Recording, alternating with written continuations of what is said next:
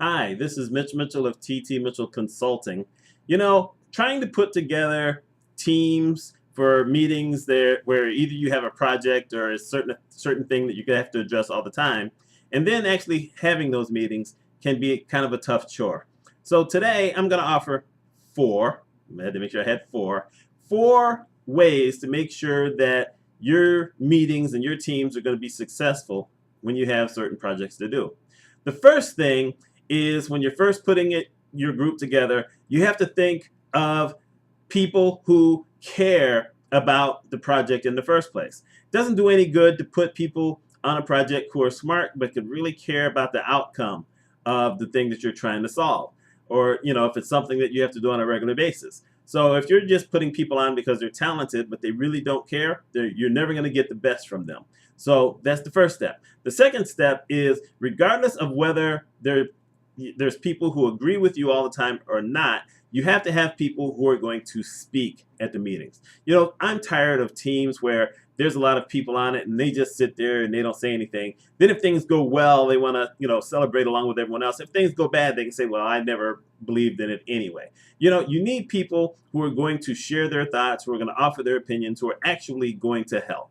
If you don't have that, then you basically are, setting yourself up to fail from the beginning.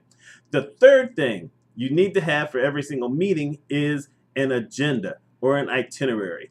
If you don't have something down that maybe you can pass out to everybody else, you don't necessarily have to pass out to everyone else. You can have your own. But if you don't have any direction and it's not written down, then the meeting is going to go into places that you're just not, expecting.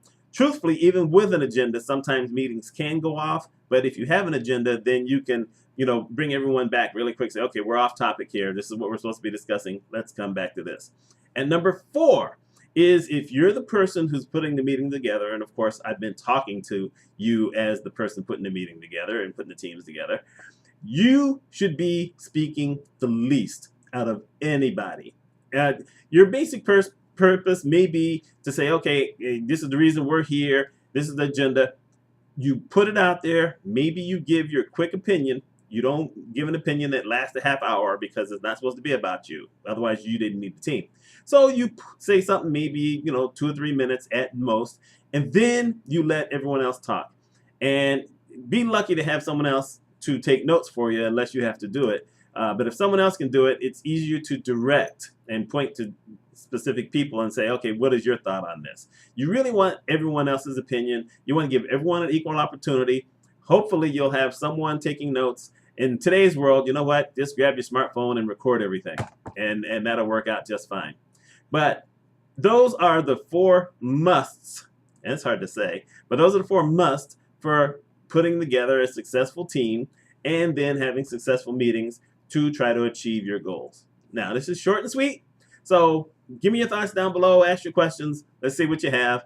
And this is Mitch Mitchell of TT Mitchell Consulting. Y'all take care. 9 days in a row. Yes. Good night.